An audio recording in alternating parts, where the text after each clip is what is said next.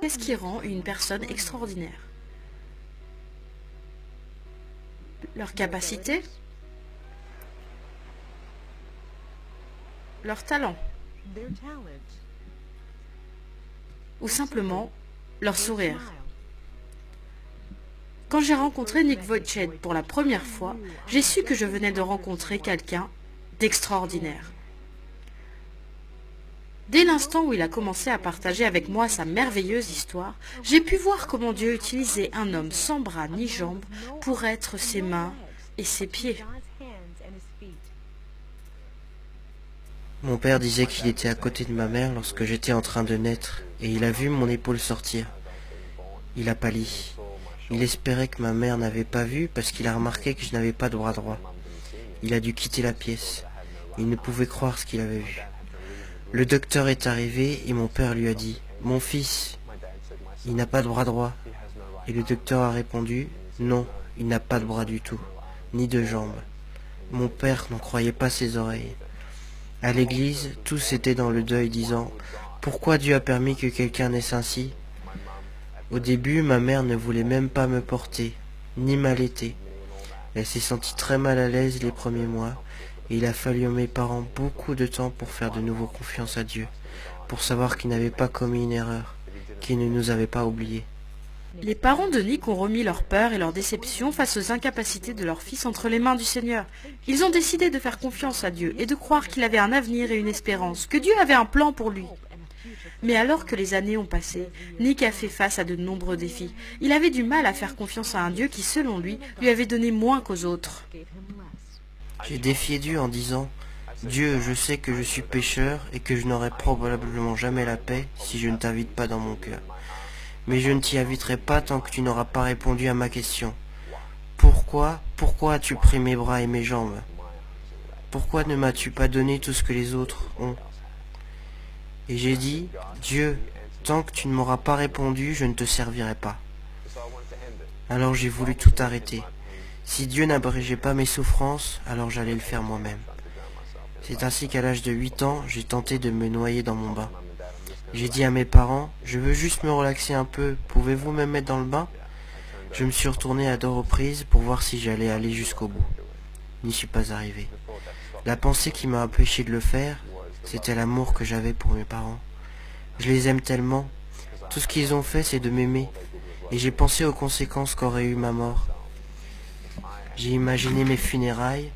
Je voyais que tout ce que ça apporterait serait un sentiment de culpabilité sur mes parents qui n'auraient rien pu faire de plus. Ce serait la dernière fois que Nick penserait au suicide, mais ce ne serait pas la dernière fois qu'il devrait faire face aux difficultés qui l'ont poussé à avoir l'envie d'en finir avec ses souffrances.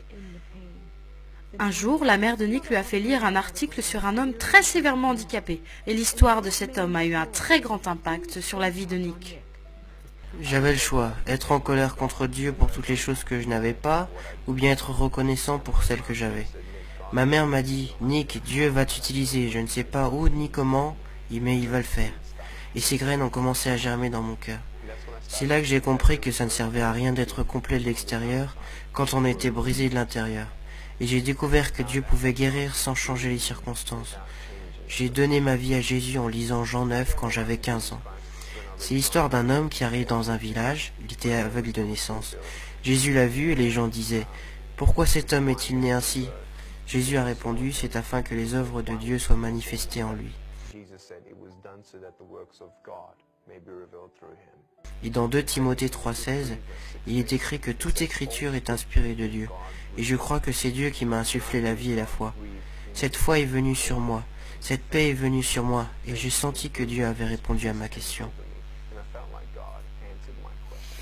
Quelle était la question et quelle était la réponse? La question était pourquoi? Pourquoi m'as-tu créé ainsi? Et la réponse a été me fais-tu confiance? Voilà la question.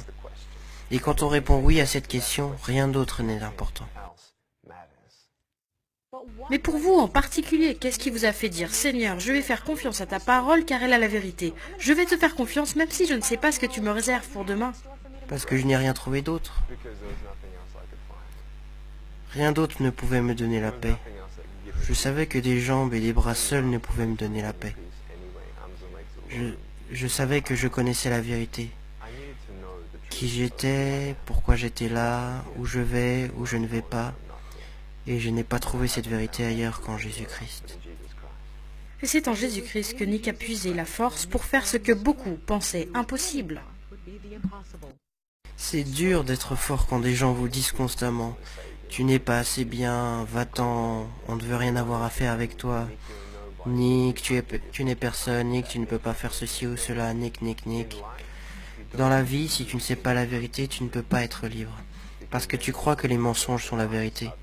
Mais on réalise qui nous sommes en vérité en lisant la parole de Dieu.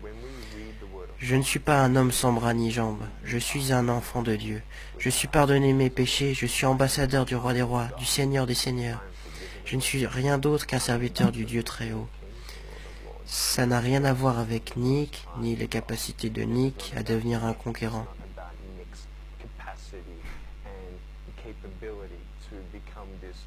Je ne suis rien, rien. Mais Dieu, en revanche, vit en moi, et maintenant je vis dans sa force. Tout ce que Jésus conquit, je le conquis aussi. Je crois que si Dieu ne vous donne pas un miracle, vous êtes le miracle pour le salut d'autres personnes. Et je remercie Dieu de ne pas avoir répondu à ma prière, quand je le suppliais à l'âge de 8 ans, de me donner des bras et des jambes. Parce que, devinez quoi ? Du fait que je n'ai ni bras ni jambes, Dieu m'utilise partout dans le monde. Et ces 6 ou 7 dernières années, nous avons vu approximativement 200 000 âmes se tourner vers Jésus-Christ pour la première fois. Nick, préférerais-tu avoir des bras et des jambes ici sur Terre ? Non, c'est selon la volonté de Dieu. Parce que je préfère ne pas avoir temporairement de bras et de jambes ici sur Terre et pouvoir gagner quelqu'un pour Jésus-Christ et passer l'éternité avec eux. Ces 10 dernières années, Nick a partagé son histoire dans 24 pays et a atteint plus de 3 millions de personnes. Qu'il parle dans un stade bondé de monde ou à une personne en particulier, son cœur derrière le message est le même. Dieu vous aime. Il n'a pas oublié votre souffrance. Il n'a pas oublié votre famille. Et peut-être qu'en regardant cette interview, vous avez comparé votre souffrance à la mienne. Mais l'espoir n'est pas dans le fait de savoir que, selon votre opinion, quelqu'un est plus malheureux que vous. L'espoir n'est pas là, mais l'espoir est dans le nom de Dieu, le nom du Seigneur Jésus-Christ. L'espoir est de comparer votre souffrance à l'amour incommensurable et la grâce infinie de Dieu. Ésaïe 40, 31 dit « Ceux qui s'attendent à l'Éternel renouvelleront leurs forces.